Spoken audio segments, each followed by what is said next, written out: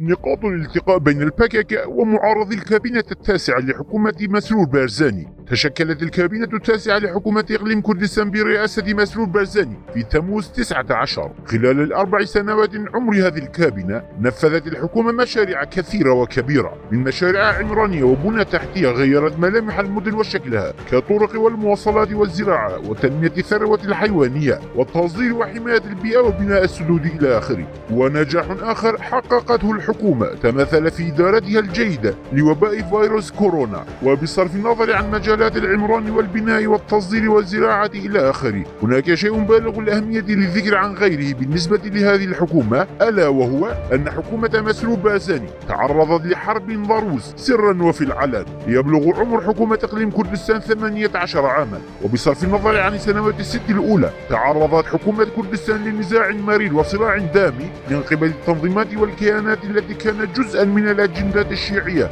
وقوى مثل داعش. لكن أكبر هجوم وقع عام 17، فخلال فترة احتلال كركوك تم استهداف كيان إقليم كردستان من الداخل والخارج، وأديرت حرب نفسية واقتصادية وعسكرية ضده. أرادوا من خلالها فرض فكرة أنه لا توجد فرصة للعيش بالنسبة للكرد في الشرق الأوسط، وعليه على الكرد أن يستسلموا ويسلموا إرادتهم. وفرض حصار اقتصادي وسياسي ودبلوماسي على الإقليم، وفرض الاستسلام من جميع الجهات. ومن أجل تجاوز هذه الحقبة السوداء المظلمة تعامل إقليم كردستان بهدوء وحكمة مع الوضع القائم. لم تنحل إرادته ولم يتقبل الاستسلام للمعتدين. استمرت هذه الحقبة الصعبة حتى عام 19. أنهت الكابينة التاسعة هذه الحقبة، كسرت حاجز الصمت. حاول مسرور بارزاني عدم تشكيل الحكومة بمفرده، فأشرك الاتحاد الوطني فيها على الرغم من انخفاض نسبة أصوات الاتحاد. حاول جمع الأحزاب والأطراف الكردية حوله. تمت إدارة القنوات الدبلوماسية بعقلانية وحكمة على الخط القومي الوطني. حاول تجديد النظام الإداري للدولة، أزال عدم الانضباط الإداري والتعسف في البيروقراطية الإدارية، وخصوصا في المجال الاقتصادي، حيث أزاله بشكل جذري. أنهى سيطرة مجموعة صغيرة ضيقة على الأعمال والاستثمارات. حاولت الكابينة التاسعة أن تؤسس اقتصادا كرديا قوميا قويا وفق سياسات اقتصادية حديثة.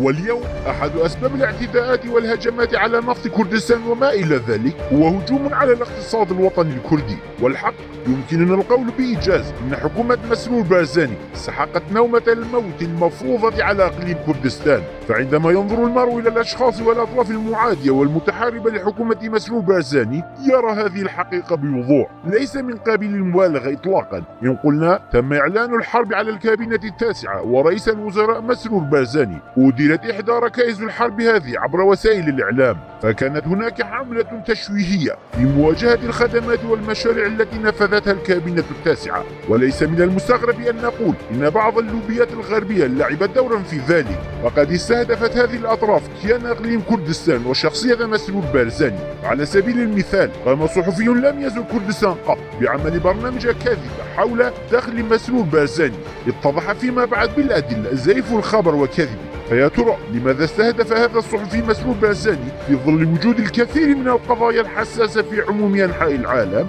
لأن العملية المستهدفة لشخص رئيس الوزراء كانت تديرها بعض اللوبيات اشتدحم الوطيس في هذه الفترة. فخلال السنوات الأربع الماضية أطلقت الصواريخ على العاصمة أربيل 3 مرات، أطلقت الصواريخ عشرات المرات من كركوك ومخمور والموصل على مناطق مثل حقول غاز كورمور وبردي ومنطقة خبات. أرادت الدولة الإيرانية عن طريق هذه الهجمات الاعتدائية المستندة على حجج ومبررات واهية هذا السيف ديمقليس على رأس القيادة الكردستانية، أي أن الكابينة التاسعة تعرضت لهجمات بالقنابل والصواريخ. لعل هذا الجانب كان من أهم أعمال هذه الحكومة.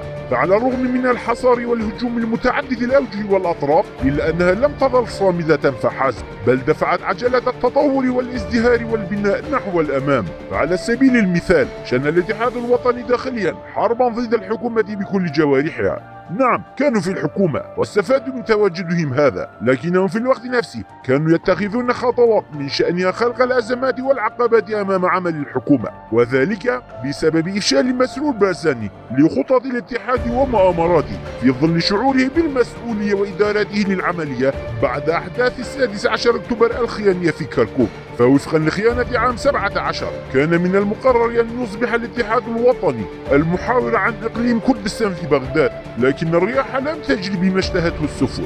فحقق الحزب الديمقراطي الكردستاني البارتي انتصارا كبيرا وباهرا في الانتخابات البرلمانية العراقية التي أجريت عام 21، وبما أنه لا يمكن تشكيل الحكومة بدون البارتي أصبحت العاصمة أربيل قبلة قادة الشيعة والسنة العراقيين، ولم يبقى للاتحاد الوطني إلا أن يصبح الشريك المبطن والمتستر في المؤامرات القذرة. وعلى الرغم من كل استفزازات وهجمات الاتحاد الوطني، حاول رئيس الوزراء مسرور بارزاني إعادته وجره إلى الخط الوطني القومي. كان من بين هذه الأعمال العدائية عداء الباكك اللدود لمسرور بارزاني.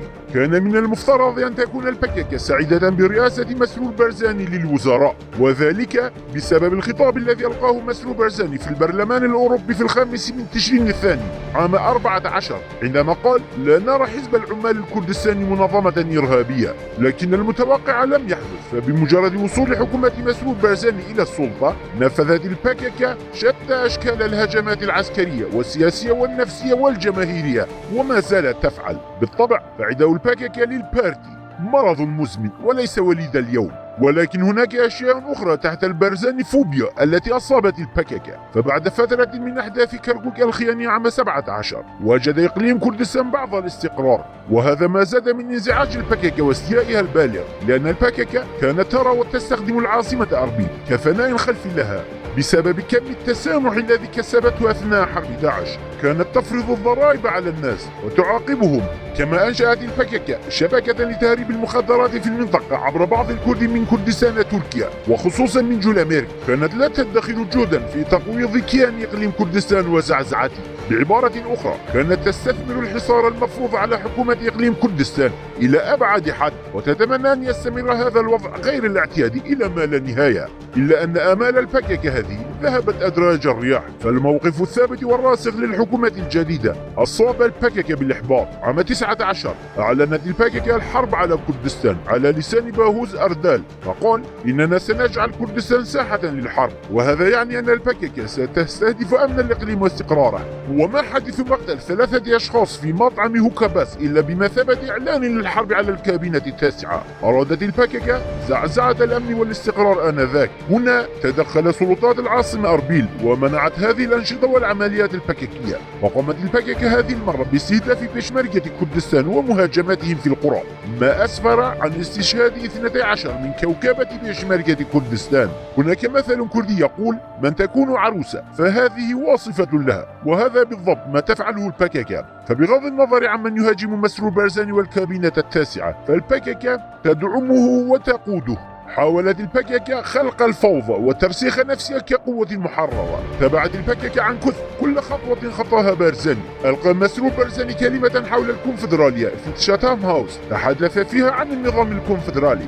ظل قادة البكك ومسؤولوها يرددون هذه الكلمات على الشاشات لأيام في محاولة منهم لدحض خطابه وتكذيبه، حتى أنهم قال في الواقع هو لا يريد الكونفدرالية بل يريد تقسيم العراق. وعندما قال بارزاني إنه يمكننا تصدير الطاقة إلى أوروبا، خرج جميل بايك وقال: كلا، إنه النفط العراق ولا يستطيع الكرد بيعه بأنفسهم. كان الخوف يتملك البكك من أي مشروع سياسي لحكومة إقليم كردستان. أرادوا وصف حكومته بأنها حكومة استخباراتية للإساءة لمنصبه وعمله السابق، لجهل بحقيقة أن ضباط المخابرات هم فخر الوطن. كل هذا لم يشفي غليل البكك، فحاولت استدراج الحكومة إلى الحرب. أرادت إشعال فتيل حرب داخلية أهلية وراء هجماتها المستمرة جلبت الناس من أوروبا إلى أربيل.